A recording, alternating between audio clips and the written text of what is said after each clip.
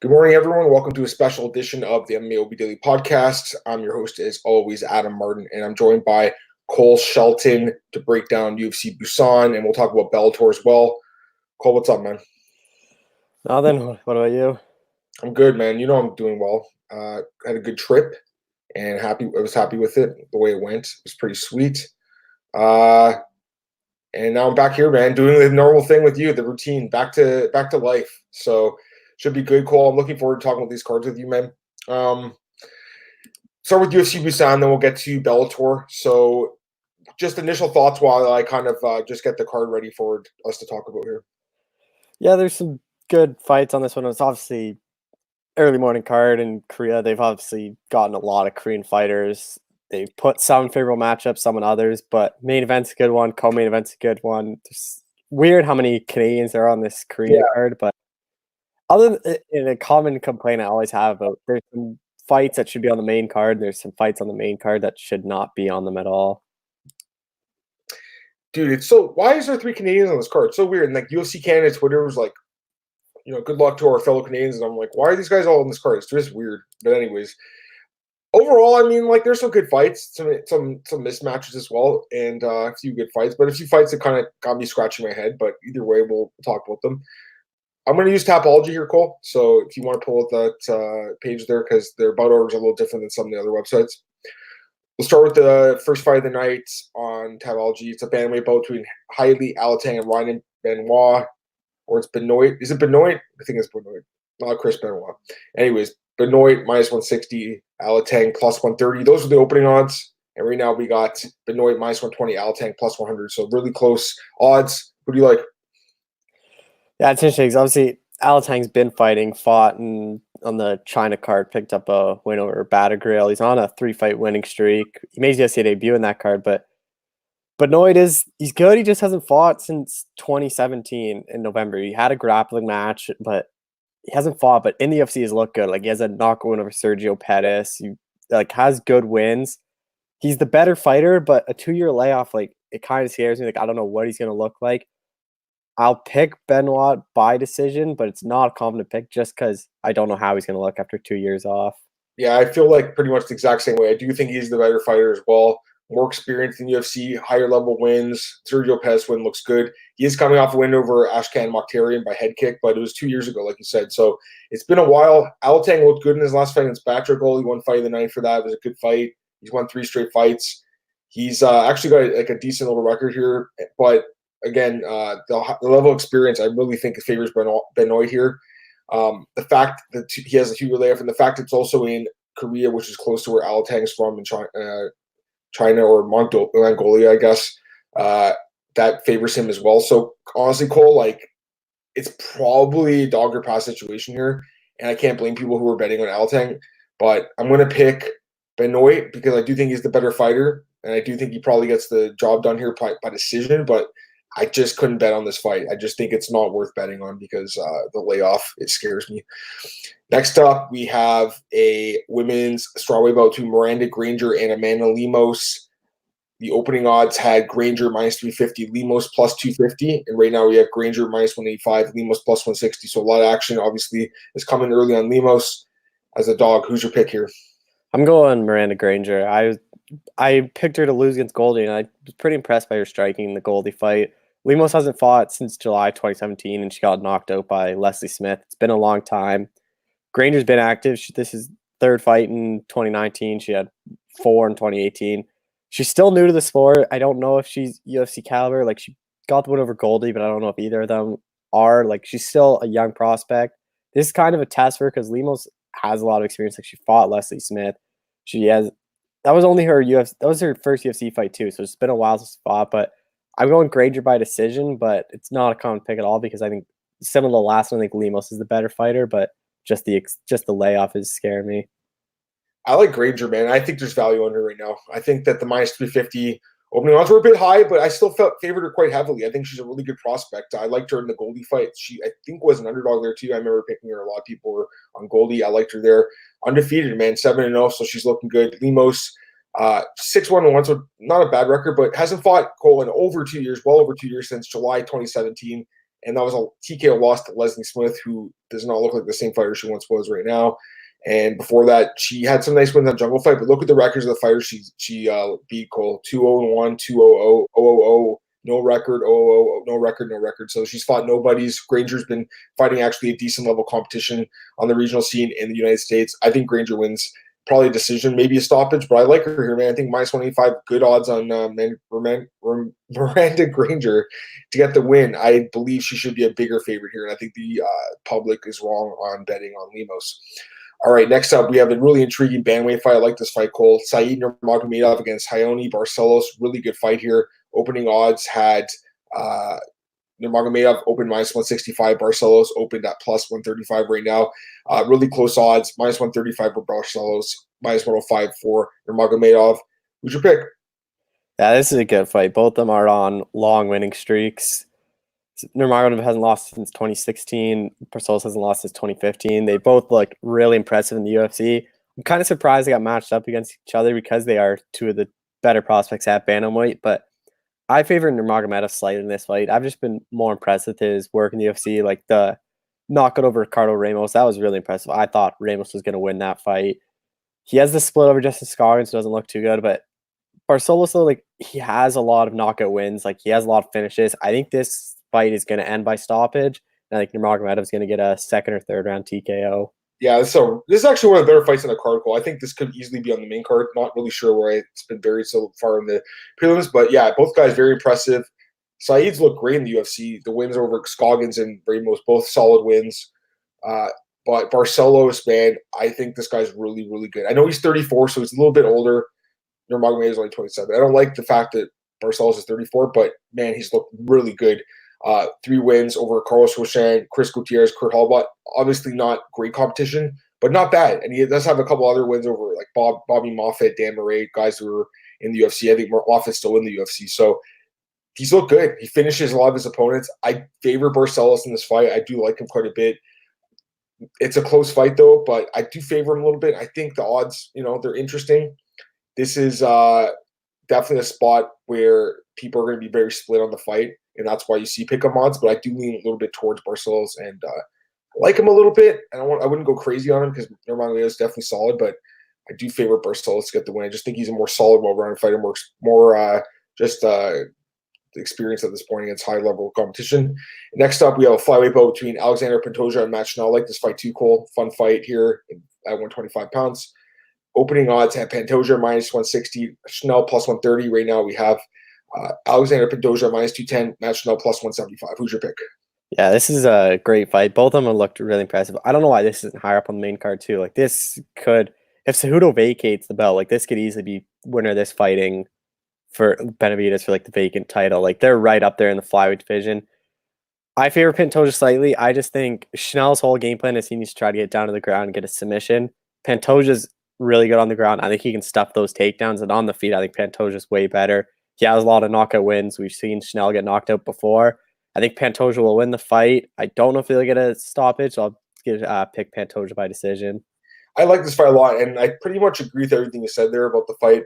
Pantoja, he's looked really good at times in the UFC, a 5-2 record in the Octagon, plus the Ultimate Fighter, obviously. He is coming off loss to Figueiredo, but honestly, Cole, that was one of the best fights of the year. Great fight back at UFC 240. Really good stand-up fight. And before that, he won 3 straight fights, including a win over Brandon Moreno, which looks really good right now because Moreno's on a nice little roll. And then Matt Schnell, he is coming off 4 straight wins. He's looked great. Don't get me wrong, but the wins, I think, over not as good of competition as Pantoja's wins were. And like you said, Cole, his game plan is to get the fight to the mat, and I think Pantoja can keep it standing, and I think on the feet he has a good advantage here. So my pick's Pantoja as well. I don't think I bet it because I do think minus 210 is a little high. I liked him better at the opening price there, but I do think he wins the decision. It should be a good fight, though. Probably one of the contenders for fight that I've had to guess. Next up, we have a lightweight bout between Omar Morales and Dong Young Ma, the Maestro. The opening odds had Morales minus 150, Ma plus 120. Right now we have Morales minus 200, Ma plus 170. Who's your pick? I like Morales in this fight. I think he's going to knock him off, but the odds, I like the minus 150 better. I think the odds are a bit too high because this is the UFC debut. He's coming off that good knock win over Harvey Park in the Contender Series. We've seen Ma get knocked out, and he's taken a lot of damage. Like that Holtzman fight, that was only a couple months ago, and he took a lot of damage in that fight. So I think Morales will be able to knock him out, but at minus 200, making his UFC debut, I wouldn't recommend betting it at all. It's a tough one because Morales, he is 34, so he's been an older prospect making his debut. You don't see that a lot, but he is 8-0, and Cole, he looks so good in that Harvey Park fight, man, and he finishes most of his fights. He has experience fighting Bellator and in Contender Series, so this guy is ready for the UFC right now. Ma, at one point, looked good, but Cole, that chin, man, that chin's been tested. 4 knockout losses in the UFC. I don't trust him at all. I think he gets knocked out, man. I do think Morales wins this fight by TKO.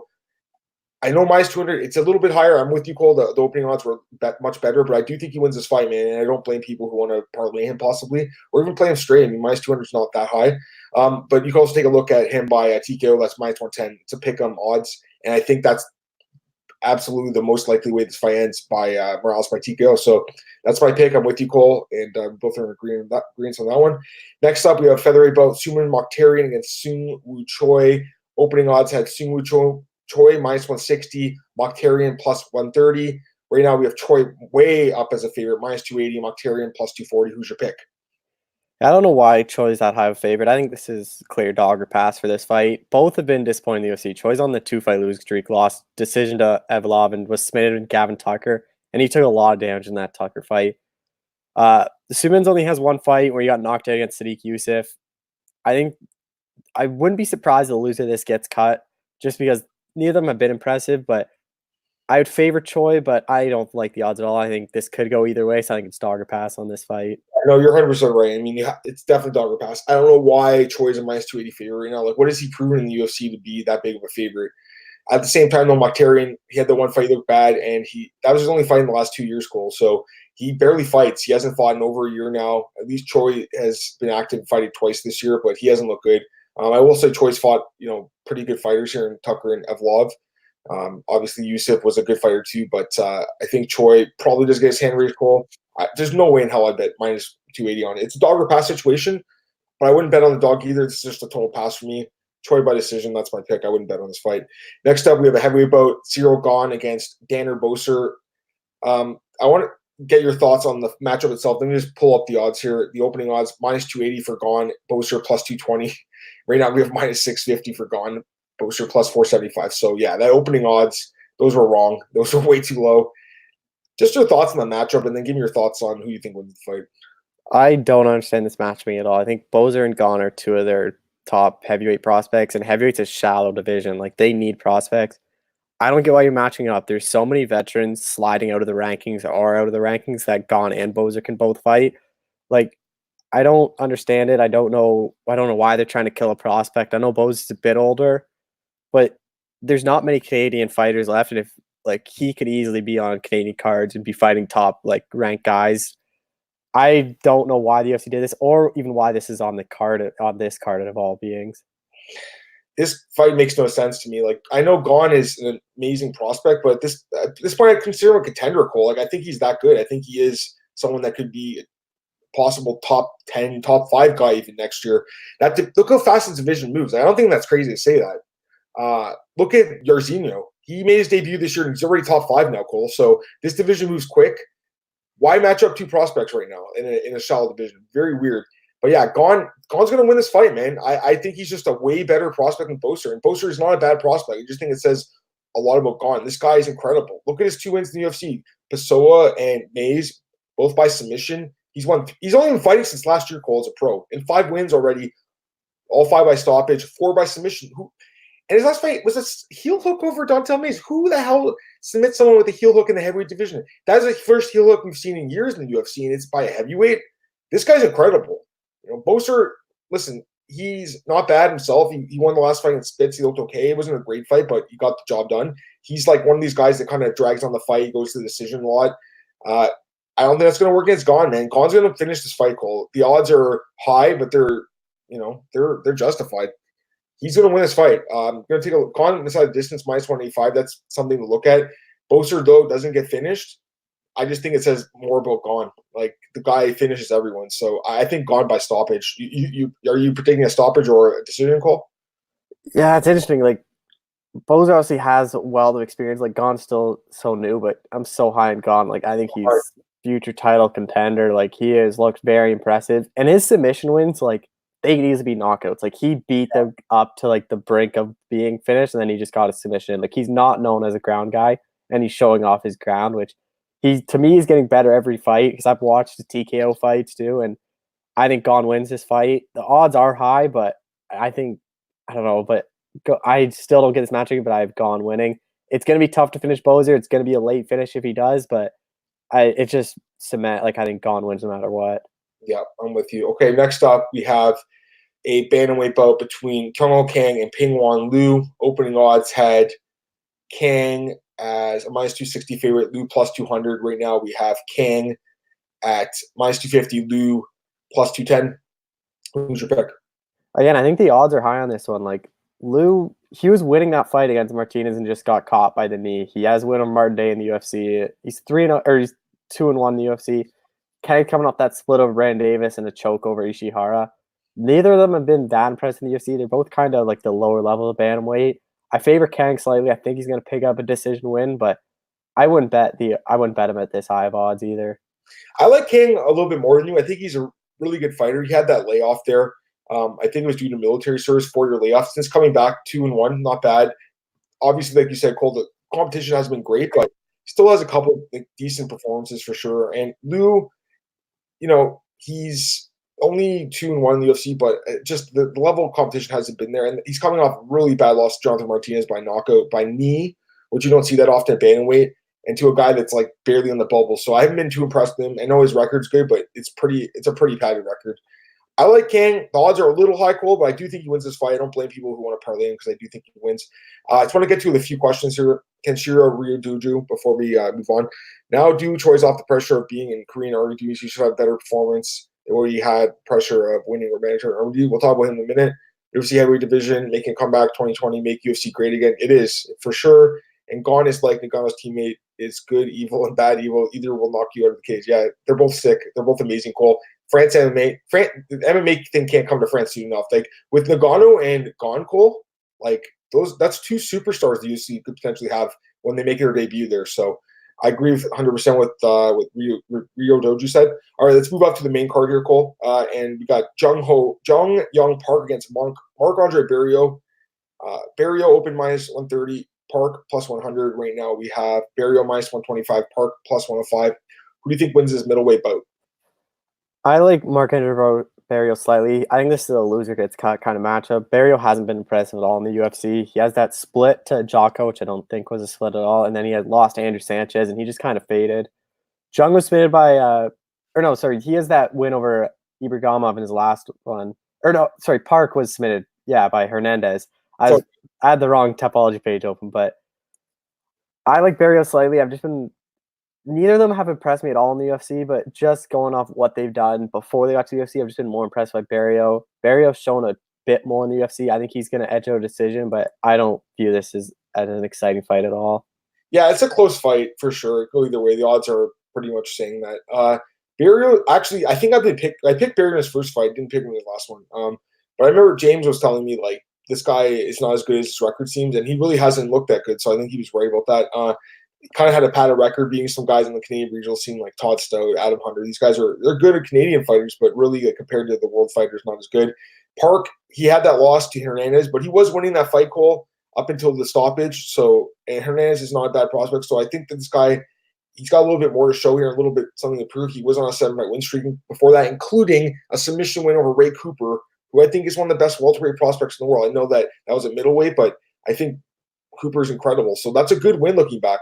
I favor Park a little bit here, man. The fact that the fight is in Korea, I think that does favor him. The fans will be behind him. If it goes to decision, I think it favors him as well. Close fight for sure, but I'm going to pick the underdog here and take Jung Park to win a decision. Next up, we have Da Jung against Mike Rodriguez. I think this is the guy you were talking about, Cole, a second ago. Opening odds had Jung at minus 400, Rodriguez plus 300. If I'm not mistaken, those are the opening odds. Yeah, and they've completely flipped now, which is crazy.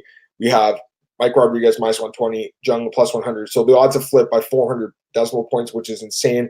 Who do you like, man? I like Dan Jung. I have not been impressed with Mike Rodriguez in the UFC. His last fight, he did not look good against John Alnarte, who I don't even think is UFC caliber. Has one over Adam Milstead, then a loss to Devin Clark, which doesn't say much. Jung has looked good. He submitted Ibrahimov. He's on a long winning streak, a lot of finishes. I think he can finish Mike Rodriguez here. He's fighting close to home. Like, I don't know why the odds have flipped so much, but I like Jung here by stoppage. Yeah, interesting fight for sure. Don't like the odds like at first -400, but right now at +100, Cole, you got to take a shot at Jung here. Like the odds, they were way too high at opening, obviously, but now as an underdog, I like him, man. I think he wins this fight. Like again, Korean fighter fighting at home. He's on a nice win streak here. He's on a 10-fight win streak. That's nice. He looked not great against Ibrahim, but they get the win in the third round. So he managed to pull through and get the win there. Mike Rodriguez, he's coming off the no contest against John Allen. It says loss on Tapology. He did lose the fight, but it was changed to a no contest. John Allen tested positive for something. I haven't been too impressed with this guy though, man. I don't know. Like he's had a couple of good wins before the UFC. He did beat Adam Milstead, but overall, Cole, like I think he's very beatable. I think he can lose. So I'm taking another dog here, Cole. I'm going to go with Dan Jung. I think at +100, there is value on this guy to get the win. So that's my pick here. Dan Jung by probably by decision. I wouldn't be surprised if he does finish the fight, though. He finishes a lot of his fights. All right, let's get to the meat and potatoes of the card here. The last 3 fights are pretty solid. Du Choi against Charles Jourdain. Featherweight bout. Opening odds had Choi -280, Jourdain +220. And right now we have Choi -300, Jourdain +250. Just give me your thoughts on the matchup itself, Cole, because we talked about it at first when it was first announced, and then give me your thoughts on who you think wins. Yeah, I don't understand this matchup at all. I think Du Choi is a much better prospect than Charles Jourdain. I'm not high on Jourdain, and just leading into this fight, like I like Du Choi all the way in this fight. Like Jourdain to me, I don't think he should have even been in the UFC. Like in TKO, he got dominated for 5 rounds by TJ Laramie, who's still not in the UFC. His wins in TKO aren't over that high level of guys. Du Choi, I know he hasn't fought since 2018, but he's fought the top guys. Like he lost to James Stevens, he went distance with Cub Swanson, knocked out Sam Cecilia. Like, and the Cub Swanson fight was back and forth. It could have went either way. Like it was a great fight. I think at home, he's at home fighting in Korea. I think Du Choi's going to pick up a win. I wouldn't even be surprised if he knocks out Jourdain. Yeah, I'm with you. Like, I don't understand the matchmaking. Jourdain, I don't know. Like, he should have been getting some easier fights, I think, than this. If you really look at him as a prospect, this is a tough fight. Going to Korea to fight Du Choi, whole crowd's gonna be behind this guy. I know, like, he's coming off the loss to Stevens and obviously the loss to Swanson too, taking a lot of damage. Hasn't fought in a while as well. We have to keep that in mind. Almost 2 years away, but this guy is a really good fighter. And before the layoff, man, we were all talking about him as a future featherweight title contender, if anything. So, Jourdain, he's solid and he looked good before the UFC. I haven't been too impressed. I'm gonna one fight against Desiree, let's be fair here, but I don't know, Cole. Like I just don't know if he's gonna be able to hang with Choi in Korea. I think Choi wins. Don't love the odds. -300 is a little high, I think, at this point, but I do think he wins the fight. All right, co-main event. This is an interesting fight, Cole. Light heavyweight bout. Alexander Rakic against Volkan Oezdemir. Opening odds, Rakic -145, Oezdemir +115. Right now we have the same odds, basically. Rakic -145, Oezdemir +125. Who's your pick? I think we go on the opposite way of you. I like Volkan Oezdemir in this fight. I think this could be another case of Anderson Walker. I think this is too much too soon for Rakic. I know Oezdemir is on a 3-fight losing streak, but if you look at who he lost to Daniel Cormier for the belt. A lot of people lose to Cormier, and that's not a bad loss. Anthony Smith's submission loss. He was winning that fight, and then he kind of faded out. And the Dominic Reyes fight, he easily could have won that fight. That was split. A lot of people thought Oezdemir won that fight. Rakic has looked good in the UFC as the knockout over Manoa, knockout over Clark. But the Clark fight, he got rocked early on that fight. I think Oezdemir has more power than Clark. If Rakic got rocked by Clark, I think Oezdemir can easily rock him. And I think Oezdemir can fight a smart game plan and drag this out into the third round and see what Rakic is like. And I think he's going to edge out a decision win. Yeah, interesting fight for sure. Really like the matchup here. It's a good test for Rakic at this point in his career, no doubt about it. But man, I like Rakic, Cole. This guy to me is like talking about the next wave of light heavyweight contenders. This guy's right up there. That win over Manuel was ridiculous. Like that knockout was insane. Talking about knockouts of the year, that's right up there. The way that Manuel basically ended his career right there. So that was incredible. And the win over Clark looked good. The other wins led it Barossa not as good, but still got the job done. But yeah, he's fantastic. And then Oezdemir, he's good too. And don't get me wrong, Latifi, that was a good performance by him. And overall in the UFC, he's really exceeded expectations for 4-3 record, and he's got some good wins, especially when he first came in the UFC by as an underdog. He won a couple fights, but I like Rakic. I just believe in this guy. I think he is the next wave of contenders at light heavyweight, and I do think he wins. Oezdemir's experience definitely scares me a little bit, but I got to go with Rakic, man. I got to go with my read here. This is my guy. Give me Rakic and he can either win decision or possibly even finish Uzumir, probably a decision, if I had to guess.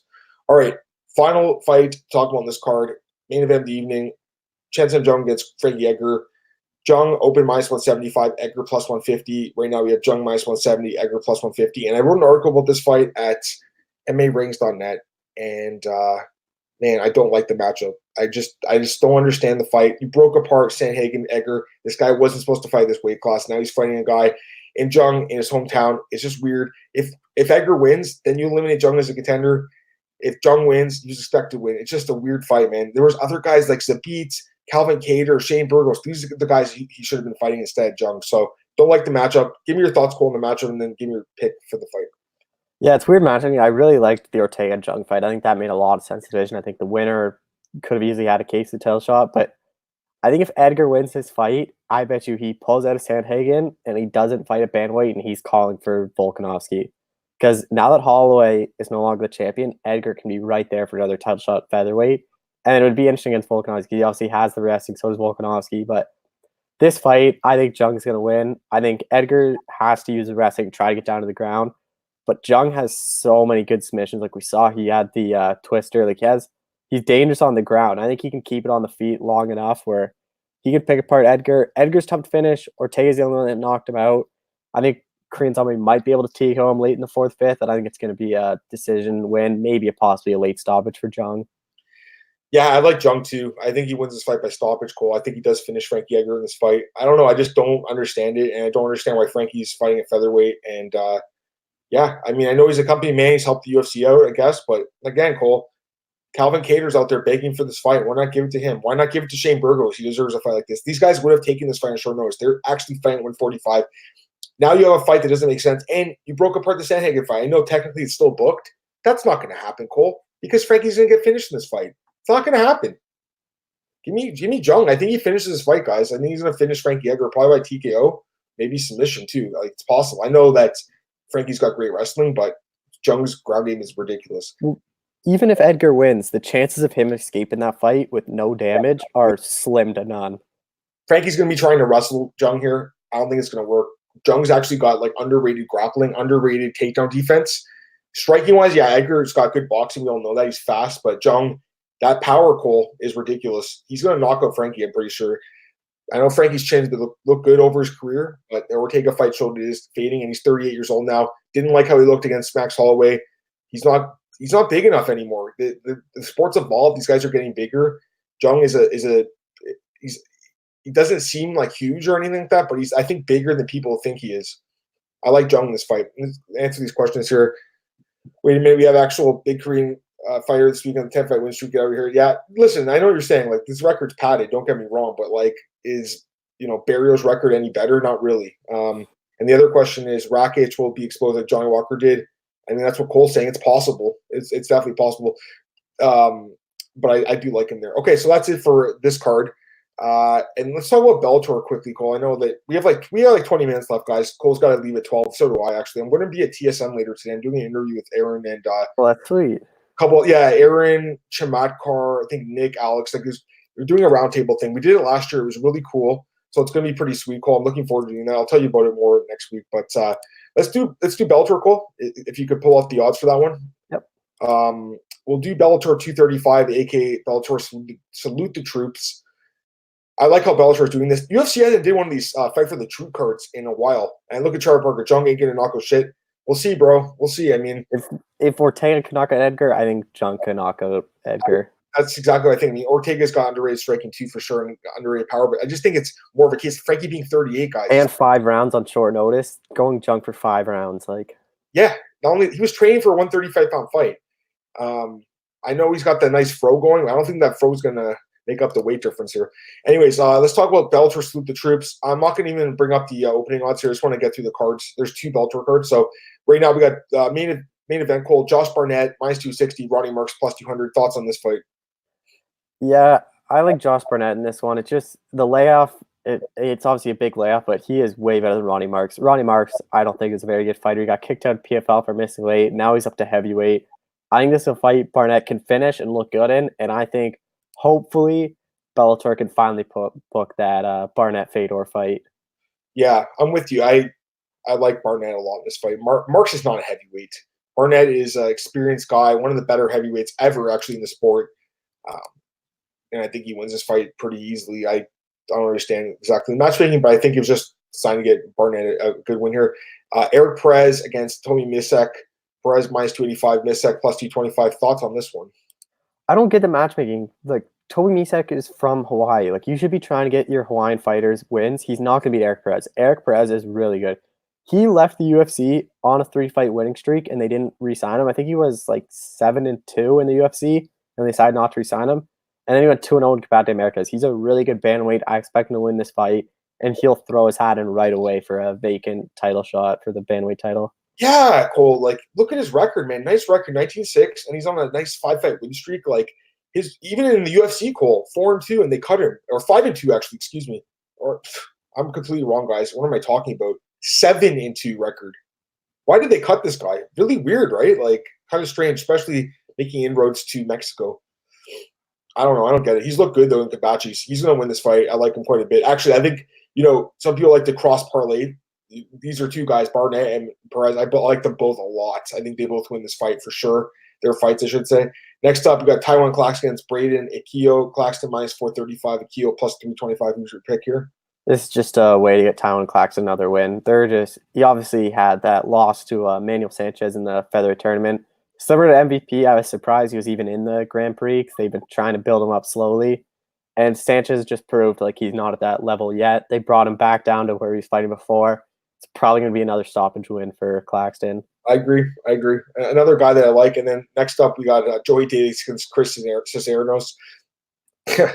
Joey Davis minus 1,500, Cisneros plus 825. Do I have to ask for your pick in this one, Cole? Don't bet this fight at those odds. But that's basically it. But Davis is going to win. He's going to win easily. He's going to look good doing so. He's a good prospect, Black Ice Cole. I like him in the welterweight division. A guy that wasn't in the tournament, but I think could have been, and he's looked really good lately. And then the last fight in the card, this is the closest fight as far as the odds go. And the one fight I would say just stay away from because I think it can go either way. Alejandro Lara against Veda Ortega. Lara minus 155, Ortega plus 125. Who's your pick? Look, I'm surprised Veda Ortega didn't get a rematch against Ireland. You don't really see title challengers losing, getting a immediate rematch, but she was winning that fight until that cut opened up. There was an argument you could have made to have a rematch, but Lara's right there. Like, I think winner of this could very well get the next title shot. Obviously, Juliana Velasquez is right there too, but I'll favor Lara slightly. But again, I would not bet this fight at all. I just watch it as a fan and enjoy it because it's going to be a good fight. Yeah, I'm kind of with you on that. I think it can go either way. I guess I lean towards Lara a little bit, but don't be surprised if Ortega does get the win. We'll shift gears here to Bellator 236. Okay, so the Salute the Troops card takes place Friday. 236 is Saturday. They're doing this double card thing in Hawaii. We'll go through the main card here. Start at the top. Alima Lane McFarlane against Kate Jackson. McFarlane minus 570. Jackson plus 435. Another easy fight for McFarlane. Yeah, I think Alima Lay's going to get another win. Kate Jackson never been submitted before. I talked to Alima and she said, look at all my past opponents. Half of them have never been submitted before until I fought them. I think she's going to get another submission win, defend her belt at home in Hawaii. Don't understand this matchup at all. Why Kate Jackson? Why not Juliana Velasquez? Why not Ortega? Why not Lara? Why Jackson? Really cool. Tell me why she got the title shot over them. It's really weird, right?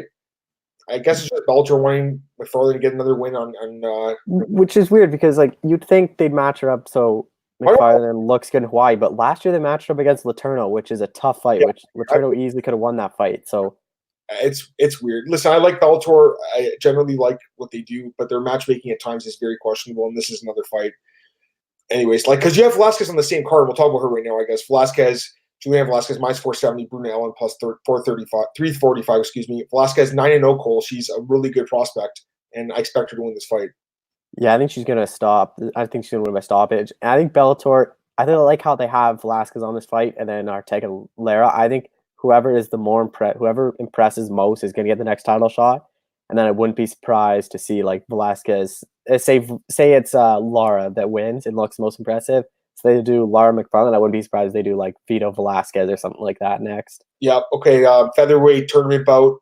AJ McKee and Stair Campos. According to Tapology, it is a 5-round fight, so that's interesting. That is confirmed, Cole? 5 rounds? Yeah. The first round was only 3, and the rest of the way is 5s. Yeah. Okay, that makes sense. Okay, so AJ McKee -825. Derek Campos plus 510. Do you give Campos a chance or no? No, I don't. I don't think this fight's gonna be over in the first or second. I think AJ McKee's gonna knock Campos. From the beginning, I picked McKee to win the tournament, and I still stand by that. I think he's the best featherweight in Bellator. I think he's one of the best featherweights in the world. Like, I think he would be right up there in the UFC as well. Yeah, he's amazing. He is like, I think I was asked last year who my top prospect was, and I said McKee, and he has did nothing to change that. He's looked amazing. Back-to-back wins over Curran and Karakhanyan. And Do you know what's funny about this is McKee and Pico used to be teammates, and everyone thought Pico was the way better prospect, and now it's not even close. It's not even a conversation. Oh, yeah, I agree 100%. McKee is incredible, and I think he probably ends up fighting Pitbull in the final school, if I had to guess. I do think Borks, though, is a sleeper. Don't count that guy out. He is really good. But, yeah, this fight, man, Campbell actually was the one who picked McKee. What a bad pick. He should have picked someone easier. McKee by knockout. I respect Campos for taking a tough fight, but he's going to lose, man. I don't see him winning this fight. Next up, Jason Jackson against Kichi Kunamoto. Jackson -245. Kunamoto plus 185. Give me your pick. Jackson's taking this fight on short notice, but I was super impressed with him in the Ed Ruth fight. I think he's going to win this fight. I think he's one of Bellator's top prospects at 170.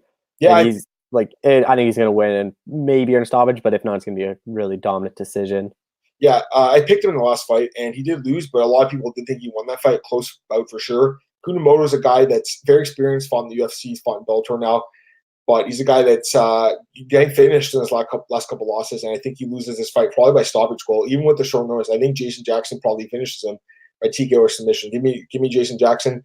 And finally, we got Rafian Stotts against Chaden Leola. Stotts -675, Leola plus 450. Wow. Give me your pick.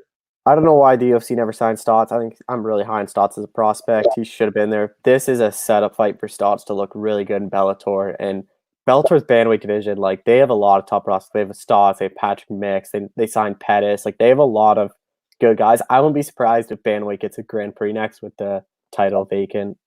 Yeah, I'm with you on that one too. I like Stotts as well. He's going to win this fight. Better fighter, and the odds show that. Although Leola, he's actually, I don't think a bad prospect himself. I just think he's getting a really tough fight here.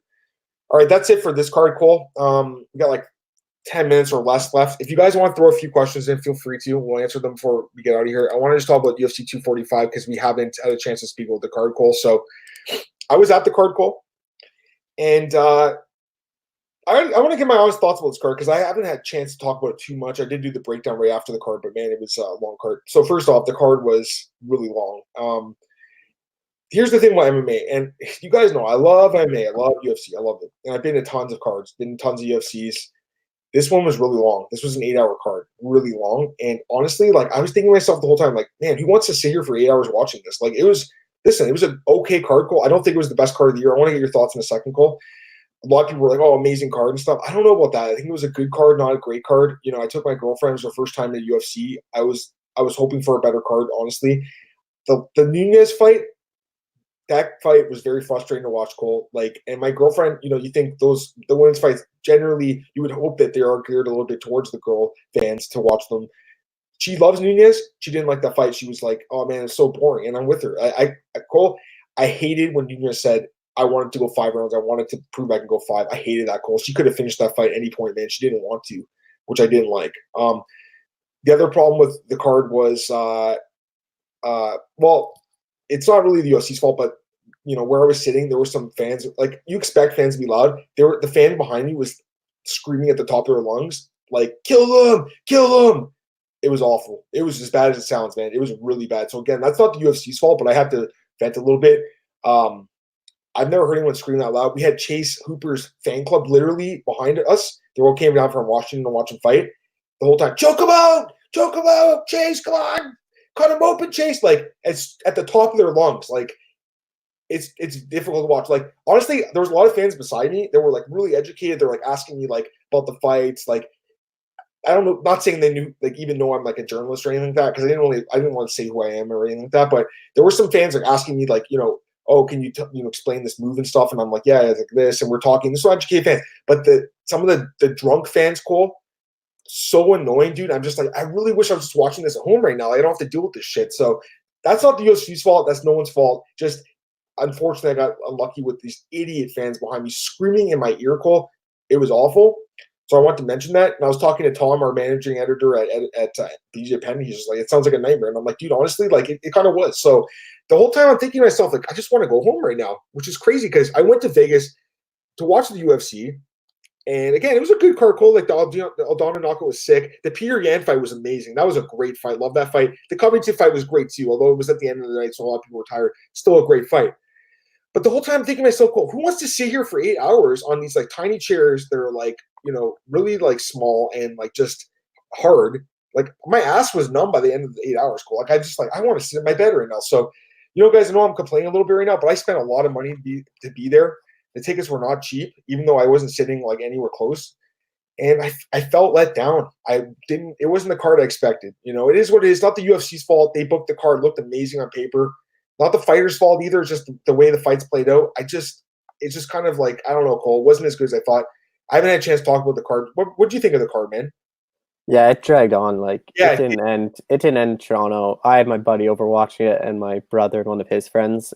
And at like 12:30, we're like, "There's still Holloway Volkanovski to go. Like this card's not gonna end until like 2 in the morning." And sure enough, at like literally like 2:10, I think the card ended. It's like that's a long card to be 10 till 2, a main card. Like how many fans are gonna stay up till 2 in the morning to watch that? dude, as soon as the knockout happened, everyone just stampeded out of there. No one wanted to be there at that point. It's not the UFC's fault. It's not the fighter's fault. They tried their best. It just dragged on. I thought with the 3 title fights, it would be a good thing.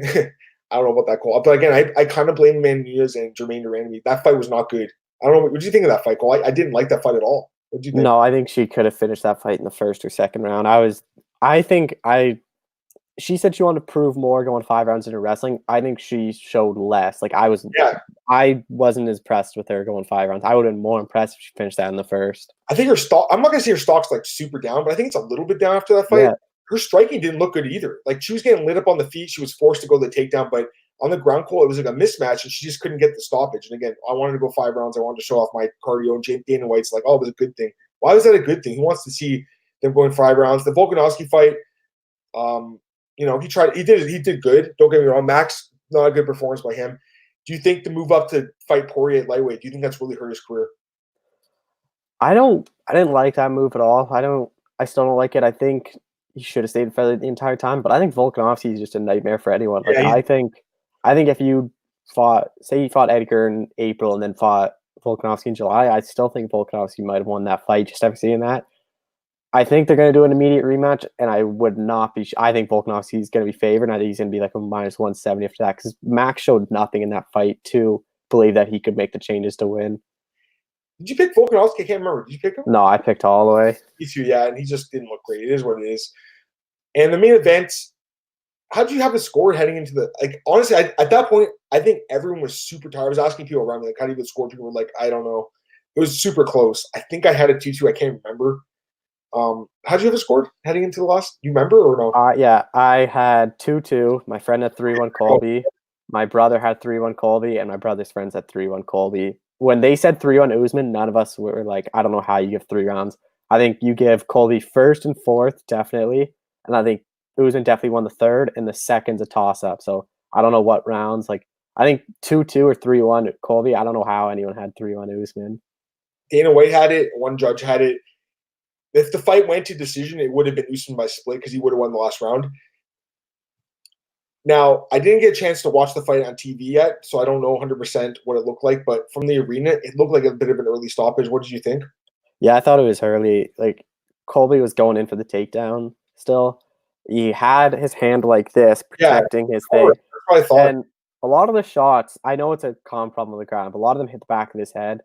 But I just think Dan Lambert made a good point to Dave Martin MMA Fighting. He basically said it was an early stoppage, but Colby wasn't going to win that fight. Like, it came down to winning the 5th round. Exactly. So at the end of the day, it doesn't really matter. But yeah, just want to get through this comment here. Ron Carlson, not true fans. Only true fans will stay up. We both stayed up, man. It was tough, though. It was a long card. I think it's a tough And card. that's the thing. Like, hardcore, my friends and my brother fans will stay up. Getting half my friends over to watch UFC, if it's not Connor, Habib, Israel, like those are who they know. Yeah. This fight, they didn't know who they were. And they were watching it, they were like streaming it illegally. And by like the Holly Volkanovski fight, they're like, I don't even care about the main event. Like, I'm going to bed. Dude, I know what you're saying. Like, it's tough. Like, and my girlfriend, again, it was her first time at UFC, and I was like, please be a good card, please. Because I wanted to, like, she watches all the cards with me, so she knows, like, what to expect from these fights. Sometimes they're not as good. I was like, please be a good card. Because I've been to so many amazing cards. Like, I've been at Gustafsson Jones and Troy Swanson, like, amazing events like that, great fights. This one kind of let me down a little bit. Anyways, Ron says, Nunez fight was boring. Yeah, it was. And Colby was done. Get real. He was, dude. We're not saying he isn't, but it's not a great stopper. Like, he was going to lose the fight. That's what I meant to say. I don't think he was completely done, though. He was covering up. He was defending. Doesn't matter, though. He would have lost. I want to talk about Colby one sec, Cole. Actually, we'll talk about first, and I'll get to this last question. What do you think about the media members out there going off on Colby Covington and saying he deserved this, all this shit? I think it's disgusting and such a shame. It's just embarrassing. Like, it just shows, like, how far the media in this sport needs to come, man, because you don't see that really in, like, you know, baseball and stuff. You don't see them going and shitty on guys when they get hurt, or like, oh, a baseball pitcher breaks his arm or something. Like, you don't, or gets Tommy John surgery, you not see them say, oh, what a pussy, or like, you deserve that. What do you think, man? Give me your thoughts. Give me your honest thoughts. Yeah, like, it was, to see that on Twitter, I'm like, that was disgusting. Like, Yeah. Media's supposed to be like not biased and objective. Like, even if you don't like Colby, like, I don't know how anyone would be like, oh, he deserved that and stuff. And there were several media members tweeting pictures. They're like, this is what you get for being MAGA. Imagine Colby won. Imagine Colby won and, like, a white media member basically said, oh, MAGA rise up or something. The outrage they would get, and everyone talking to their outlets being like, you need to fire this guy. But there was none of that when Usman won. There was no backlash against any of them. And there were several saying, like, oh, and it's been a problem with Colby for a while. Like, a lot of media in, like, the media scorecards have scored fights against Colby. Like, the RDA fight, they scored against Colby, and I don't know how. Like, Colby won 3 or 4 rounds easily, but, like, yeah, I'm with you 100%. It's bad, and I still see it today. To be honest, it's just pathetic. Like, you don't like the guy's cool, but I haven't said anything, Cole. I don't honestly. Twitter is a tool for me to share my stories and to meet new people, but. You know, at this point, it's just a cesspool, man. The comments on there are disgusting. I know you have to leave, Cole, so I'm going to get to these last few things right now. Ron Carlson just spoke in the Bear Gentleman, fall asleep all the time. It happens, man, especially in the 8-hour card. Kevin says, have you noticed Connor's record against opponents taller than 2-3 with wins over Diaz and Max, losses to Duffy, Diaz, and Embiid? Seems to struggle with height advantage. Very true. That's going to be an interesting fight. And those tickets were on sale, Cole. $300 for the same tickets I was in, which was the upper deck. Which actually wasn't a bad view. It's an amazing stadium. I've got to say that. Like, the stadium is incredible. T-Mobile is amazing. But the ones I paid for, $150 American plus taxes and everything and service fees, Cole, I ended up paying $250 Canadian ticket for upper deck, like the front of the upper deck, which, you know, not great, but I wasn't going to pay any more than that. I don't want to pay that much. And then now it's going to be almost 500 Canadian ticket, Cole. And the pay-per-view price went up. Crazy. $64.99 American now for a pay-per-view. I don't know what you guys are thinking. That's the same to me. So crazy. I don't know. Anyways, Cole, I just want to get your thoughts quickly, and then you have to leave. Who won? Jose Aldo or Marlon Moraes? Who'd you pick? Who'd you think? I had Marlon Moraes 2-1, but Jose Aldo won that fight. I think it's like, if Aldo won, I would have been like, yeah, that's fine. It was a lot closer than you thought it was, right? Yeah, it was a lot closer. Okay. But that switch kick to start the fight, I'm like, oh, yeah, God, Aldo's going to get knocked out. I think Aldo thought that, but I did think he won the fight. But Henry Cejudo's out there saying he wants to fight Aldo now. Come on, Peter Yan deserves the fight, right? Yeah, Peter Yan deserves the fight. Like, yeah, I agree. Do you want to plug your stuff, Cole? I know you got to get out of here. I'll answer a few more questions from you guys before while Cole gets out of here. Get out of here, Cole. Yeah, just fight. I didn't do any interviews in career card, just fighter picks and main event. Everything and news articles are always on my Twitter. I talked to Yan today this morning, so I'll have some of those up on his thoughts on Cejudo, Garbrandt, the fight, and all that. But yeah, everything else will be on my Twitter, just Ackleshell91. Yep. Okay, sounds good, Cole. If you guys have any last questions, throw them in right now. In the meantime, follow me on Twitter at MMAdamMartin, podcast, MMAoddsbreaker.com. You guys know YouTube, SoundCloud, Spotify, iTunes, Google Podcasts, everywhere. So there's a crazy amount of places you can find the podcast now. Appreciate the support, guys. Got a good amount of viewers today for the show. Ron's last point here. Kobe was played the role of racist. What do you expect? Listen, you're not wrong by any means. But at the same time, you expect fans to say those kind of comments about him, like getting his job broken, oh, that's karma and all this stuff. For media members to be saying that, come on. It's not professional. So I know what you're saying, but yeah, it's not professional. Anyways, guys, check me out, bjpenn.com, MMAratings.net. If you have any questions, email me at Adam_Martin13@hotmail.com. Kevin's been emailing me questions the last few weeks. I really appreciate them. Always down to answer your guys' questions by email if you don't get them into the show. If not, throw them in me on Twitter, guys. I'm always down to answer the questions. I appreciate you guys tuning into the podcast again. It's back to normal now. I'm back in Toronto, back in the 6, so 10 a.m. Monday to Friday. I will be doing the show throughout the Christmas break. I don't take any time off. Even when I'm on vacation, I'm not taking time off. So love doing the show, guys. Thanks again for tuning in. I'll be back tomorrow, Friday morning at 10 a.m. for the last edition of this week's podcast. Guys, have a great day. I'll talk to you soon. Have a good one. Thanks. Bye.